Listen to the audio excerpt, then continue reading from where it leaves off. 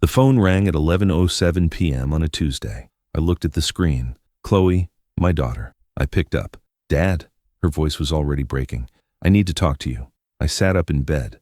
The kind of call that makes your heart rate spike. Middle of the night. Crying daughter. You think accidents, hospitals, emergency rooms. What's wrong? Are you okay? No. Sob. No, I'm not okay. I was already looking for my car keys in my mind. Where are you? What happened? I'm at home. Austin's here. Austin, her fiancé. Together 3 years, engaged for 6 months. Is Austin hurt? No, Dad, just... She took a shaky breath. We need to talk about the wedding. I stopped moving. The wedding. Not an accident. Not an emergency. The wedding. Chloe, it's 11 at night. I know, but Mom called tonight and she told me something and I can't believe you'd do this to me. I turned on the bedside lamp. This conversation needed light. Do what? Mom said you told her. You're not helping with the wedding. That you're refusing to pay anything. I hadn't talked to my ex-wife Diane in 3 weeks. Our last conversation was about property tax on the house she got in the divorce. Brief, professional, no mention of weddings. When did Mom say I told her that? She said you told her last week, that you said weddings are a waste of money and I should just go to the courthouse. I never said that. I never said anything close to that. Chloe, I haven't talked to your mom about the wedding. She said you did. She said you were really harsh about it, that you laughed when she told you how much we're planning to spend. It felt rehearsed, like she'd been handed a script. How much are you planning to spend? I asked. Silence, long enough that I knew the number was high. 75,000. I said nothing. Dad, I'm here. $75,000. It's not that much for a wedding. Austin's parents are paying for half. We just need you to cover the other half. That's only $37,500. Only $37,500. I made $68,000 a year. After taxes, rent, bills. That was most of my annual take-home. That's more than half my entire salary. For one day. Chloe, that's a lot of money. I know it sounds like a lot, but this is my wedding, Dad. This is the biggest day of my life. It's a $75,000 wedding. If you won't help with your half, don't come. There it was. The number.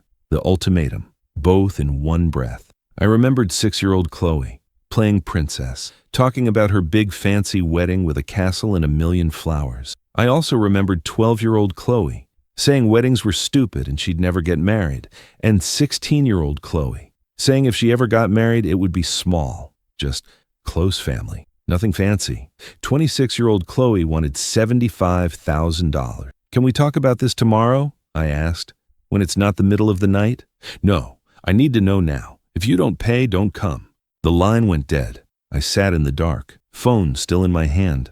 My daughter just uninvited me from her wedding at 11:09 p.m., over $37,500. I didn't go back to sleep that night, and I wondered if I was the only parent who had ever been put in that position. I made coffee at 5 a.m. and opened my laptop. I Googled average wedding costs. The first result said $28,000 in our area. Chloe wanted $75,000. I opened my bank account. Savings $18,000, most of it earmarked for a new roof. The current one had been leaking for 2 years. I opened a spreadsheet, started calculating. If I gave Chloe $37,500, savings wiped out, credit card debt for the rest, probably 19% interest, 5 years minimum to pay off, roof delayed indefinitely. I looked at the wedding timeline Chloe had sent me 3 months ago, before this call, when things were still friendly. The venue, $22,000, a historic mansion 2 hours away. The photographer, $8,000. Award-winning, the website said. The flowers, $6,500. Imported peonies, only available 3 months of the year. The dress, $4,200 designer, one fitting already done. The rest scattered across catering, music, invitations, decorations. None of it was cheap, all of it was necessary. I scrolled through Chloe's Pinterest board. 348 pins labeled My Dream Wedding. Chandeliers, 5-tier cakes, fireworks. I checked Austin's Instagram. Recent posts showed a Bali resort. I looked up honeymoon costs there. Around $12,000, total wasn't $75,000. It was $87,000, and they wanted me to pay $37,500 of it. I looked at my calendar. The wedding was in 7 months, November to June. 7 months to figure out how to say no without losing my daughter, or 7 months to figure out how to pay $37,500 without losing my financial stability. I closed the laptop. I called Diane at 9 a.m. She answered on the third ring. I was wondering when you'd call. What did you tell Chloe? I told her the truth, that you're being difficult about the wedding budget. I never talked to you about the wedding budget. You didn't have to. I know how you are with money. Cheap. Always have been. We'd been divorced for 8 years. The insult still came easy. Diane, did you tell Chloe I laughed at her wedding plans? I told her you'd probably react badly. I was right, wasn't I? She called me at 11 at night, crying, demanding $3,700. Diane laughed. And? Are you going to pay it? Are you?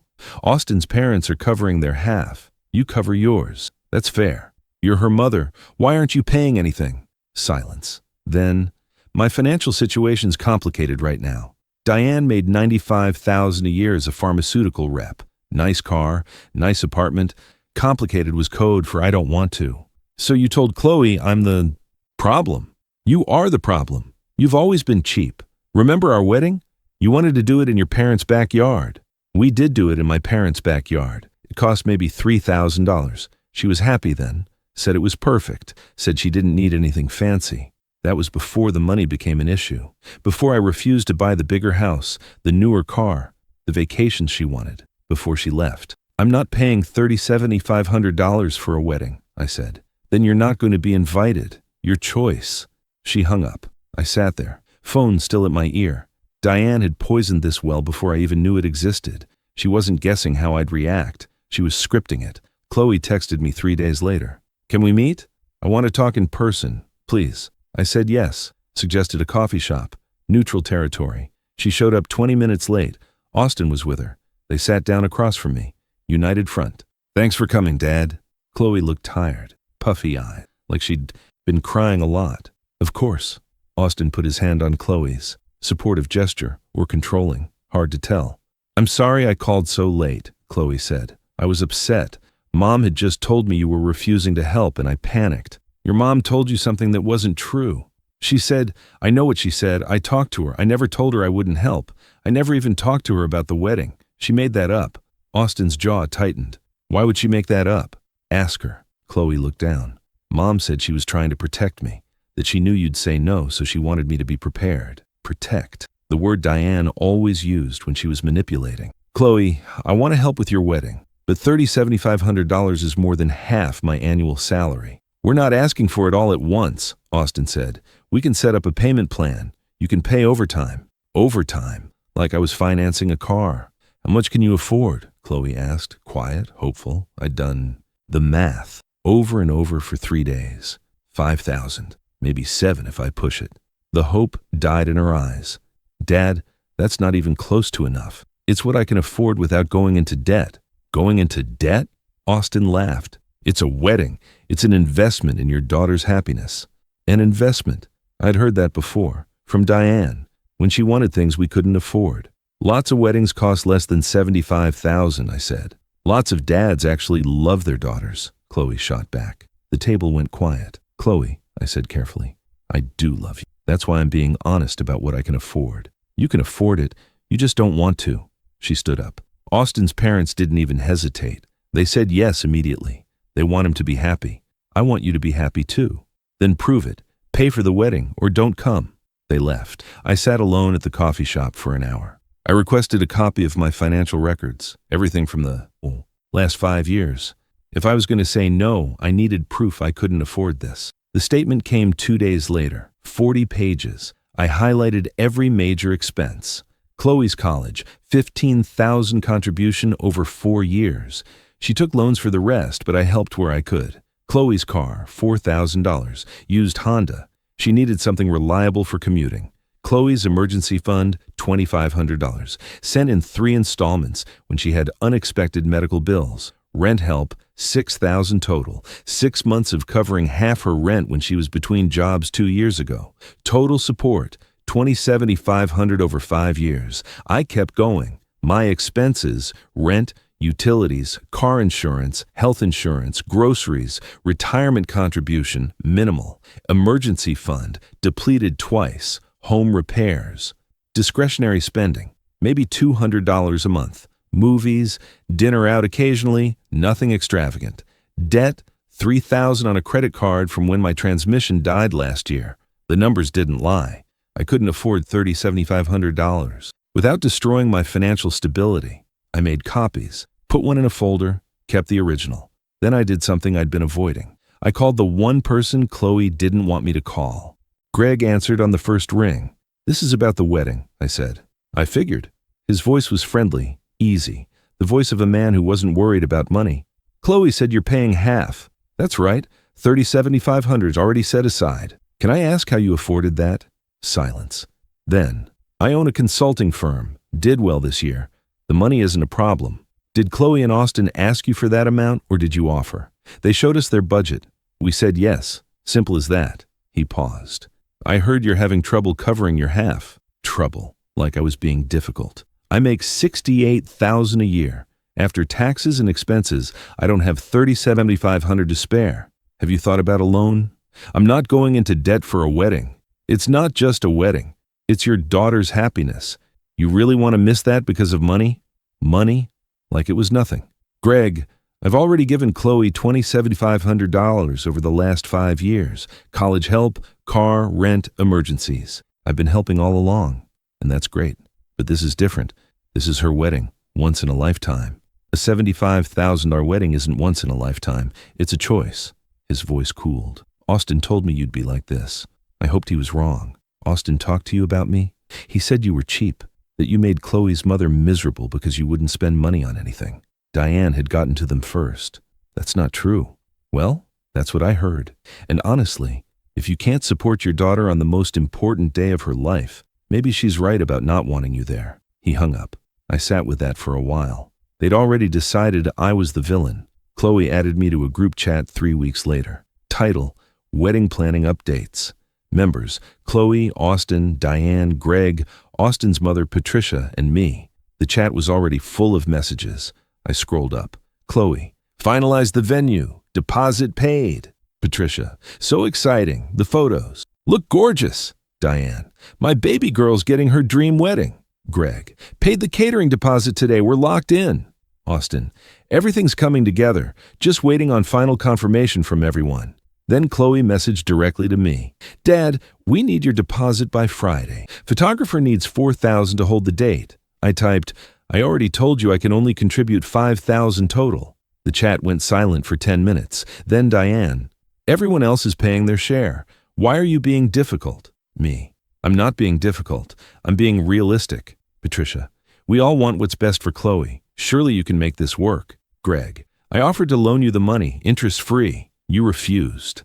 Me: "I'm not taking a loan for a wedding." Austin: "Then don't come. Simple." Chloe: "Austin, don't." Austin: "No, I'm done. Your dad doesn't care about you. He's proven that." I left the group chat. 30 seconds later, Chloe called. "Dad, please, just come back." To the chat, "We can work this out. I gave you my answer, $5,000. That's what I can do." "It's not enough." "Then I guess I'm not coming to the wedding." She started crying. Again. But this time, I didn't comfort her. I couldn't afford to.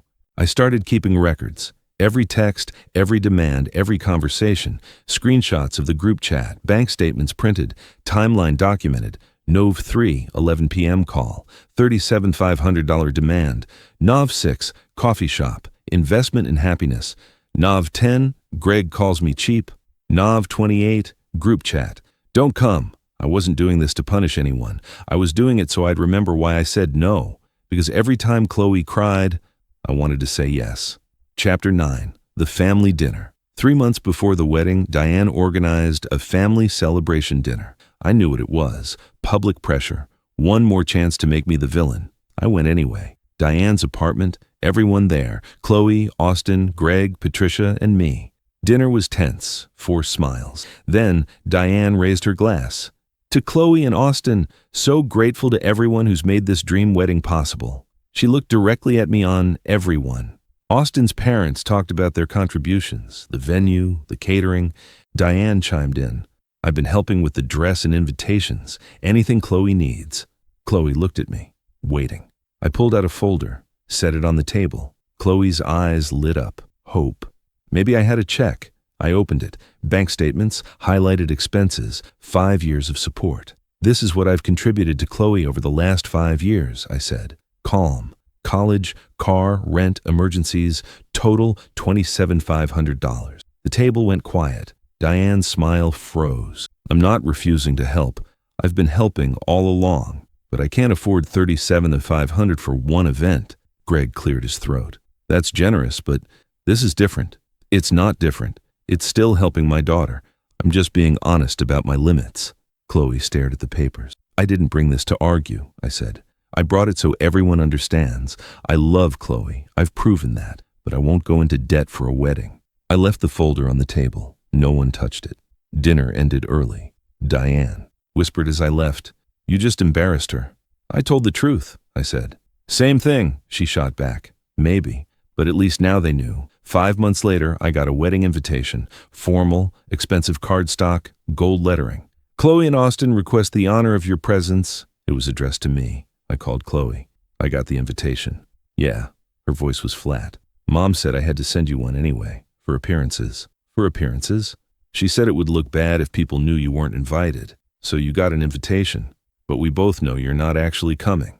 Because I didn't pay $37,500. Because you chose money over me." I could have argued, could have explained again, could have shown her the bank statements one more time. Instead, I said, "I hope you have a beautiful wedding." "Thanks," she said, cold, distant. We hung up. I put the invitation in a drawer.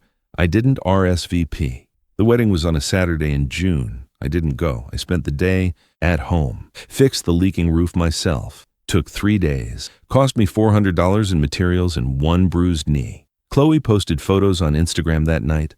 The venue looked exactly like the Pinterest board. Chandeliers, flowers, 5-tier cake. Her dress was stunning. She looked happy. Austin looked proud.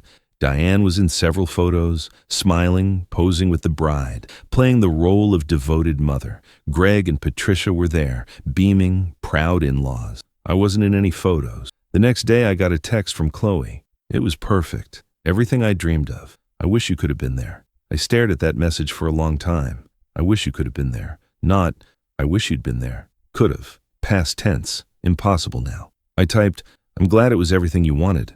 She didn't respond. 2 weeks later, she posted honeymoon photos from Bali. Beaches, sunsets, luxury resort. Caption, "Best 2 weeks of our lives. So grateful for everyone who made our dream. Wedding possible. Everyone who made it possible." I wondered if she noticed I wasn't included in that gratitude, or if she'd already decided I didn't matter. I never got an answer, but I did get one more call 6 months after the wedding. Chloe's voice, quiet, different than before. "Dad, can we talk?" "Of course. I want to apologize." I waited. "Mom told me something. About the wedding money. About what she told you."